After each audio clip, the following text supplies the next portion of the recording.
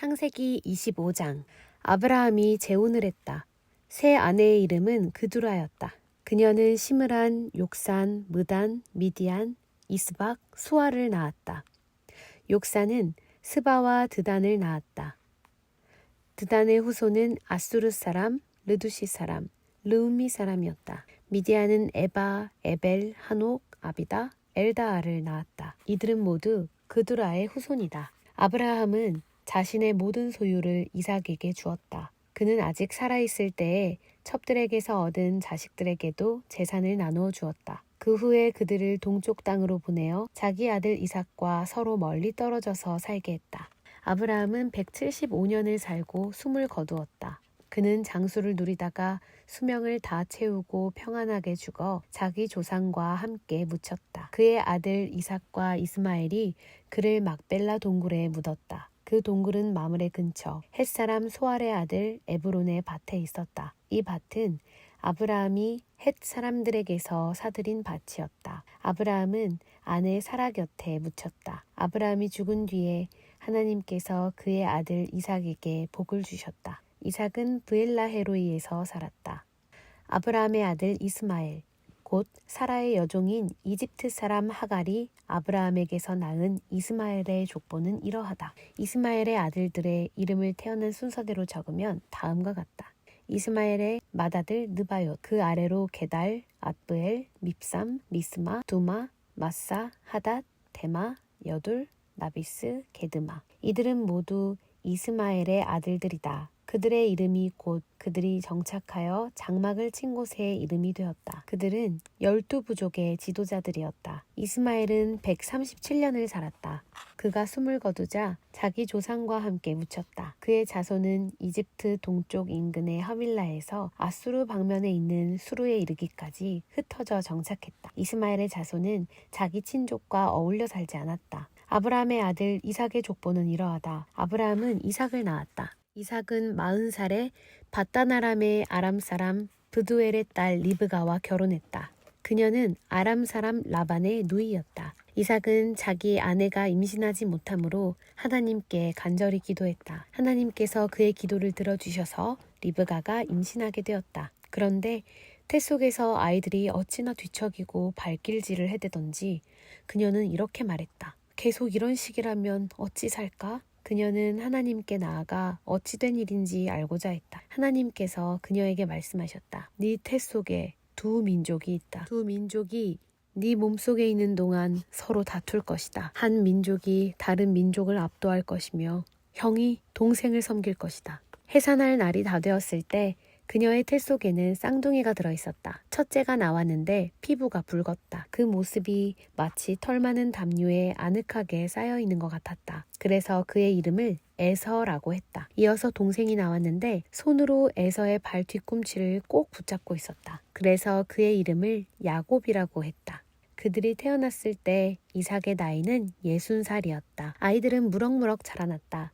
에서는 밖에서 지내기 좋아하는 노련한 사냥꾼이 되었고 야곱은 장막 안에서 생활하기 좋아하는 차분한 사람이 되었다. 이삭은 에서가 사냥해 온 것을 좋아했으므로 에서를 사랑했다. 그러나 리브가는 야곱을 사랑했다. 어느 날 야곱이 죽을 쓰고 있는데 에서가 허기진 채 들에서 돌아왔다. 에서가 야곱에게 말했다. 그 붉은 죽을 내게 좀 다오. 배가 고파 죽겠다. 그가 에돔이라고 불리게 된 것은 이 때문이었다. 야곱이 말했다. 형, 나와 거래합시다. 내가 끓인 죽과 형이 가지고 있는 장자의 권리를 맞바꿉시다. 에서가 대답했다. 배고파 죽을 지경인데 장자의 권리가 무슨 소용이 있어? 야곱이 말했다. 먼저 나한테 맹세부터 하시오. 그러자 에서가 맹세를 했다. 그는 맹세를 하고 장자의 권리를 팔아넘겼다. 야곱은 에서에게 빵과 팥죽을 건넸다. 에서는 먹고 마신 다음 일어나서 그곳을 떠나갔다. 그렇게 에서는 장자의 권리를 내던져 버렸다. 창세기 26장. 그 땅에 흉년이 들었다. 아브라함의 때에 있었던 것만큼이나 극심한 흉년이었다. 그래서 이삭은 그랄에 있는 블라셋 왕 아비멜렉에게로 갔다. 하나님께서 이삭에게 나타나셔서 말씀하셨다. 이집트로 내려가지 말고 내가 내게 일러주는 곳에 머물러라. 여기 이 땅에 머물러라. 그러면 내가 너와 함께하고 내게 복을 주겠다. 내가 너와 네 자손에게 이 모든 땅을 주어 내가 네 아버지 아브라함에게 맹세한 약속을 다 이루겠다. 내가 네 후손을 하늘의 별처럼 많게 하고 그들에게 이 모든 땅을 주겠다.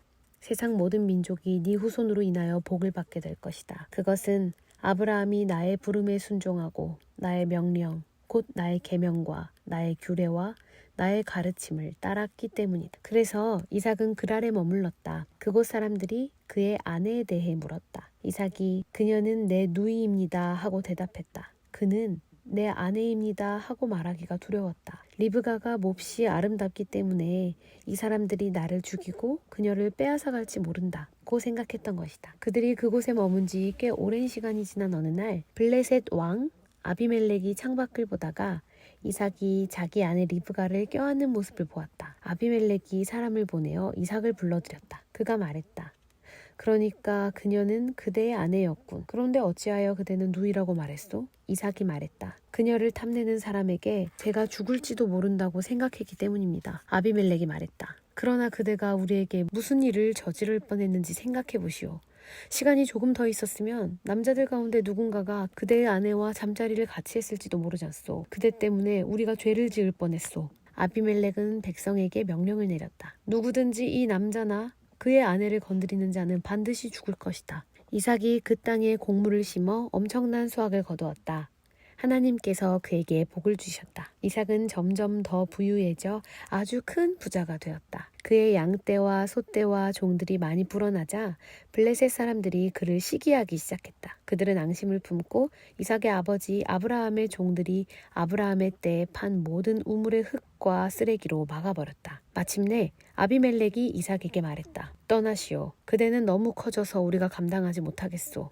그래서 이삭은 그곳을 떠났다. 그는 그랄 골짜기에 장막을 치고 정착했다. 이삭은 자기 아버지 아브라함의 때에 팠으나 아브라함이 죽자 블레셋 사람들이 막아버린 우물들을 다시 팠다. 그는 자기 아버지가 그 우물들에 붙였던 원래 이름대로 이름을 붙여 불렀다. 어느 날 이삭의 종들이 골짜기를 파다가 물이 솟아나는 샘을 발견했다. 그랄 지역의 목자들이 이 물은 우리 것이요 라고 주장하며 이삭의 목자들과 다투었다. 이삭은 우물을 두고 다투었다고 해서 그 우물의 이름을 에색이라고 했다. 이삭의 목자들이 다른 우물을 팠는데 그것을 두고도 다툼이 일어났다. 그래서 이삭은 그 우물의 이름을 신나라고 했다. 이삭이 그곳을 떠나 또 다른 우물을 팠다. 그러나 이번에는 그 우물을 두고 다툼이 일지 않았다. 그래서 이삭은 그 우물의 이름을 르호봇이라고 하고 이렇게 말했다. 이제 하나님께서 우리에게 넉넉한 땅을 주셨으니 이 땅에서 우리가 퍼져나갈 것이다. 그는 거기서 브엘세바로 올라갔다. 바로 그날 밤에 하나님께서 그에게 나타나셔서 말씀하셨다. 나는 네 아버지 아브라함의 하나님이다. 내가 너와 함께 있으니 조금도 두려워하지 마라. 내가 나의 종 아브라함으로 인하여 내게 복을 주고 네 자손이 번성하게 할 것이다. 이삭이 그곳에 제단을 쌓고 하나님의 이름을 부르며 기도를 드렸다. 그는 장막을 쳤고 그의 종들은 또 다른 우물을 파기 시작했다. 그때 아비멜렉이 자신의 보좌관 아웃삭과 군 지휘관 비골을 데리고 그랄에서부터 이삭에게로 왔다. 이삭이 그들에게 물었다. 무슨 일로 나에게 왔습니까? 그대들은 나를 미워하여 그대들의 땅에서 나를 쫓아내지 않았습니까? 그들이 대답했다. 우리는 하나님께서 그대 편에 계시다는 것을 분명히 알았소. 우리는 그대와 우리 사이에 서로 우호적인 관계를 유지하는 계약을 맺고 싶소. 우리는 전에 그대를 괴롭히지 않았고 친절히 대했으며 그대가 우리에게서 평안히 떠나가게 해주었소.